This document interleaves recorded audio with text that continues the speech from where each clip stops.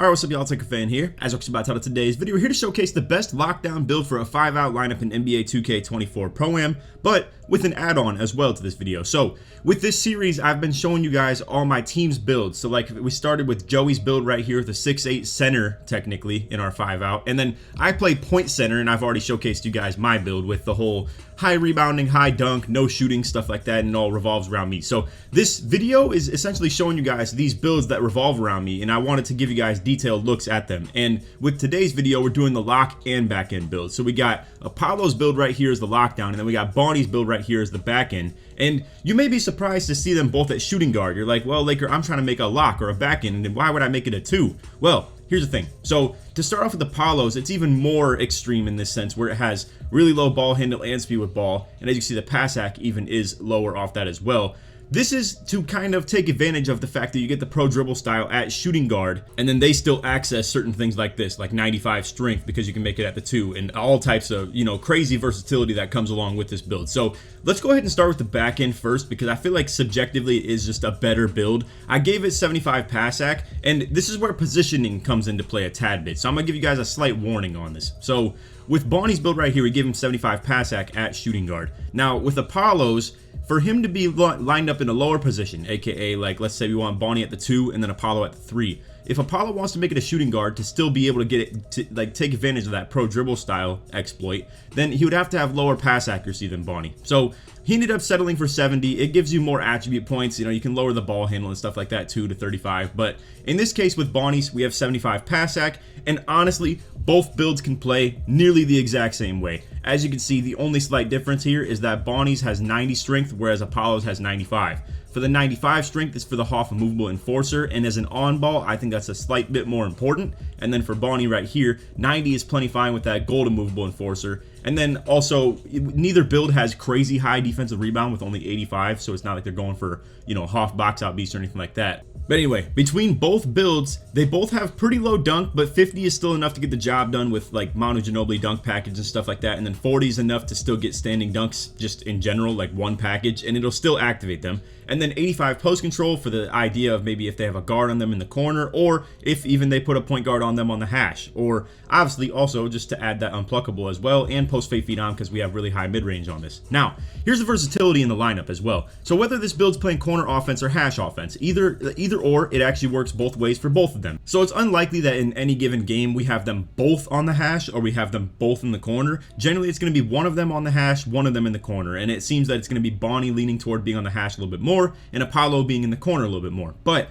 the thing is too, there are rare like occurrences on, like, let's say secondary fast break or just fast break in general too, where you're the first guy down the court, and when you fill into that corner, if you're a strict team that is very strict on your point guard and shooting guard having to be on the hashes, and your lock and power forward having to be in the corners, it makes filling in the fast break and resetting that a whole lot of an issue. Whereas with this right here, let's say Bonnie, who we intend to be on the hash, fills into the corner on the fast break, he can just stay in the corner on fast break because we have Apollo with this exact set of three-pointer and mid-range coming up the court, and he's late, but he's coming up to the hash because he can just fill in, and we're not so strict with who's going to be where. So with 85 three-pointer, they both have bronze limitless range and then gold corner specialist off it, and then as you can see, the Hoff catch and shoot. Now, Apollo's build technically has 92 mid-range, but it's nearly the same difference, obviously. So you may be questioning, well, Laker, are they just a liability then? Like, on the hash, is it going to be really bad? Like, is the pass hack way too terrible to function? Is their lack of ball handle and speed with ball going to hold them back from being able to, like, be functional pick-and-roll ball handlers? Sometimes it can be like that, but they can attack very weak matchups. So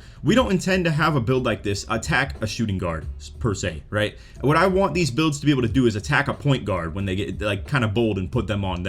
Because what the general matchups are going to be is either power forwards or locks are going to guard me, and then whoever isn't guarding me between those two is probably guarding our main ball handler on the opposite hash. So like, let's say we got AK and Tonic. We showcased you guys what those two builds, well, actually I still have yet to show AK's looks like, but long story short, we have two builds that are very ball handler capable, and generally lockdowns are going to want to guard them. So that means that the 2 guard likely wants to guard a build like this on the hash, and then the point guard wants to guard whichever of them is in the corner. So with the post control and stuff like that, if you are the one in the corner with a PG on you, we want you to be able to access, like, exposing them a tad bit. Or if they get bold and they put the point guard on Joey in the opposite corner, who's a little bit more of like our post scorer type guy, and they want to put a center on this build, I want to do empty pick and rolls. I want to give this ball to the person in the corner right here with this build, and then I want to just attack the center, and whoever's on me on the back end at that point, we're gonna force that center into pick and rolls and feel like he has to switch on to me. And with that empty pick and roll from the corner, it's obvious they only have one spot they can rotate from, and that's the opposite side of the court, because we're in the corner. It's very rare to run pick and roll from that spot, and if they can get the comfortability of doing so, it can get really lethal. But it's not exactly the main outlook that we're getting at with this. Long story short, they're both good spot ups. They can both shoot at a ridiculous rate. The mid-range is good. If they want to go to the post game, or they want to just try and get to their midi fades off the catches and stuff like that too, plenty good. Now, let's talk about what's actually important the most with these builds: defense. So as you can see, they're both going to have 88 interior defense. For whatever reason, at this 6'7" height, it's unbelievably cheap. So if we're talking like 58 interior is the minimum you could go to. Let's be realistic and call it 61, I guess. But just for the principle of talking about the value of the rating, as you can see, I'm a 97 overall at 58 interior D. Now, if we go all the way up 30 on interior defense, up to 88, that's only 2 overall points right there. That's very cheap, and to overcome your lack of height, in a sense, I think this interior defense is so valuable on these smaller heights because it's so cheap. Now, if you compare it to, let's say, my 6'10s and like 7-footers and stuff like that, we've already talked about this dozens of times on the channel at this point. It's a little bit expensive, and honestly, for the 7-footers and 6'10s and stuff like that I run, I typically now am leaning toward the whole 61 interior D with 78 block. But let's be real. You are also going to run into some people who are going to come out here and run 5 out almost kind of on some Joe stuff. Like, let's just, you know, be honest with what it is. Like, someone like Joe knows has really good post game on him. He has really good drive game on him. I know obviously he's kind of on a new guard now, so it's not as much post score oriented, but like, let's just say like the 5 out style that is a 6'8" 5 out type guy, and they have post control, they got driving dunk, they got all that stuff, they got everything to do with being on the interior, and yet you still have the perimeter and the steal to deal with them on the perimeter, obviously. So the interior defense is focused on being able to overcome your lack of height for the mashers and like the, you know, big men and stuff like that when they roll, but it also is going to be an accessory thing that you can actually have really good ability to stop those types of people on the post moves as well, and also just wall up pretty good on the interior. So with 88 interior and 78 block, it's enough for silver chase down, bronze anchor. It's not an amazing block build, you know, or anything like that, but what it really can overcome off maybe you being out of position really bad on the back end, or in the case that maybe you're in Apollo's perspective as the on ball, what we can do with these two builds together when you have 2 of them very similar is switch everything as well. So not only can we send rotates with Joey's build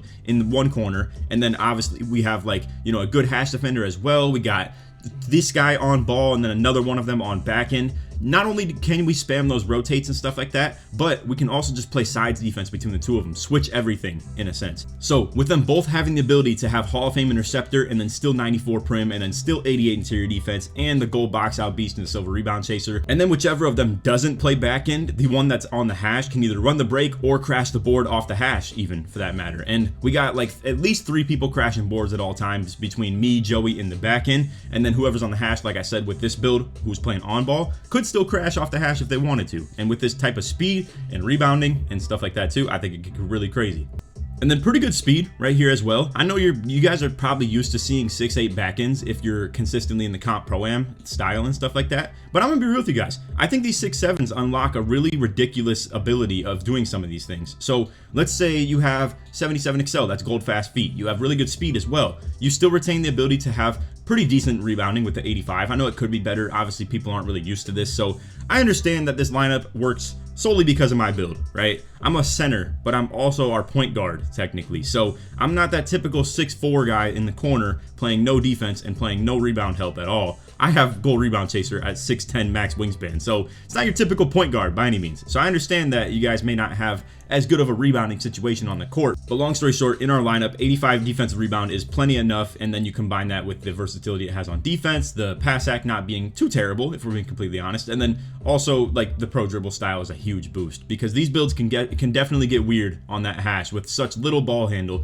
just off going left, right, left, right, left, right with the pro dribble style, because it's such a good pick and roll ball handling maneuver move. It's really good at manipulating those screens. So anyway, and then again, it can still dunk as well. So not anything super amazing on the finishing, but obviously it is what it is. Also, if you guys didn't know, I'm pairing up with the NBA 2K Lab this year, so you can use code Laker for 20% off at checkout at their website. That's NBA2KLab.com. On this website is all types of really good statistical jump shot information. You can also test the jumpers on their website too. Plug the controller straight into your phone or to your PC. You can get early, green, late. It'll tell you where you need to adjust on that jump shot, or if you don't know what jumper you want to run, you just go to their jump shot recommender. You punch in your height, the jump shot rating that you're working with, and then based on the milliseconds of timing that you get, it'll recommend you a jump shot. So again, if you want to use code Laker for 20% off at checkout, that's NBA2KLab.com. Appreciate you guys, and we'll get back to the video. So with this build right here, it's only slight minor tweaks. So as you're going to see, we have just a little bit less pass hack and ball handle, and that's really about it. The mid-range does drop by 1, and we had to do that to be able to get this right here. Now,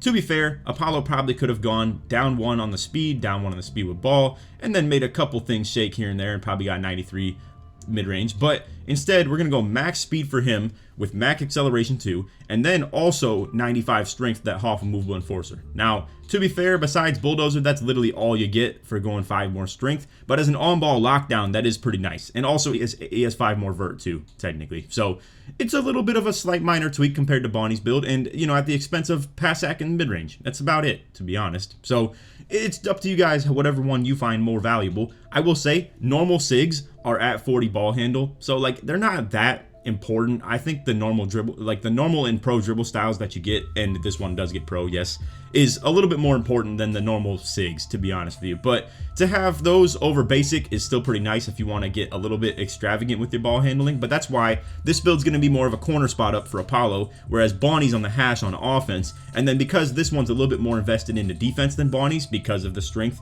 and because of the vert and because of the speed, it's going to be more of the on-ball defender on defense, whereas Bonnie's is the back end. We also on this build did sacrifice standing dunk entirely. I know it seems a little bit corny or far-fetched to do this because of how cheap it may seem, but that 10 attribute points was pretty key in terms of trying to unlock everything that we wanted between like the strength and the extra speed and stuff like that. And we probably could have gone 75 vert as well, to be honest. And if you guys want to do it, the vertical could just go literally down 5 and boom, you can get 10 standing dunk off that and then just go ahead and put the rest into free throw. I know you don't get free points on bronze because of this, but it doesn't really matter if we're being completely honest. So long story short, this is actually a direct trade-off you could do, but I'm not here to, you know, give you all the crazy specifics and the, you know, edits you could put on this. I just want to showcase to you guys the builds that we utilize and how this works. So again, the primary focus is the fact that we can switch everything on defense between both of these builds that are listed right here, but Apollo can play really good on-ball defense, and it's not even like some corny, far-fetched thing of like, oh, well, he could play hash, but like also like, you know, it's a little bit of a hurt to his defense. You know, no, I mean, this is literally as pure lock as it gets, if being completely honest. I mean, 94 prim,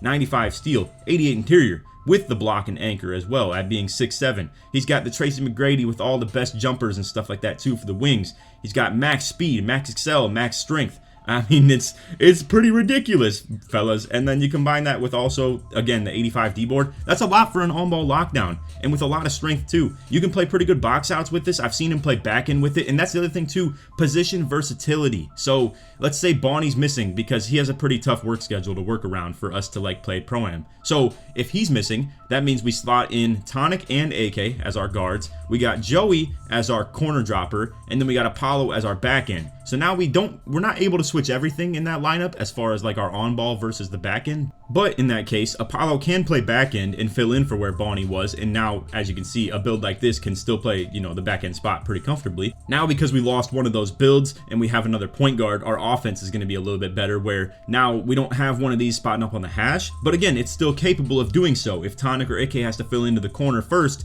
as our guards, we can still have builds like this stop hash and be able to still comfortably do so. So anyway, that's all video. I hope you all enjoyed. If you did, feel free to drop a like, sub if you're new to noties, all good stuff. And like always, try to 1,000 likes. If you guys made it to the end of the video and you want to show your support that you did, put Apollo or put Bonnie in the comments so it's purchase me all the way through. So to this point in the series, we've now shown you Joey's build, we've shown you Bonnie's build, and Apollo's build as well. So all 3 of those have been listed. Obviously mine is on the channel as well if you want to see the new build that I'm on with the higher layup and like more rebounding and higher pass hack and stuff like that. I dropped my interior and block completely off. People are hating, but hey, it is what it is. But last in the series, we're probably going to show these 2 builds together. It's going to be probably the best shooting guard build for a 5-out offense where, you know, obviously you know, it's these builds are meant to be the secondary ball handler, but technically they're the most point guard-esque. We're going to have AK's build right here and then Tonic's build right here. So between the whole lineup, as you guys can see, it's 6'6", 6'6", 6'8", 6'7", 6'7", and then whoever's missing, obviously I slide in as the center, and I'm 6'10". So man, is it a devious lineup for people to deal with. It's got to be the most annoying thing to ever play. I'd hate to play against our own lineup as well. Now, that's subjective because I don't know too many people out there that are doing what I do, per se, but it's interesting to see. I'd love to have the opportunity to play against it. So if you guys and your boys happen to like want to, you know, forge a lineup that's very similar to this because I'm showing you all the builds and stuff, feel free to let me know if you ever want to play. I'd be so down to play a mirror image of our lineup if you guys happen to get into this yourselves as well. So anyway, that's all video. Hope you all enjoyed, and stay tuned for that point guard combo right here that we're going to have, or the shooting guard technically. But I'll catch you guys in the next one. And on that, take it easy, man. Peace.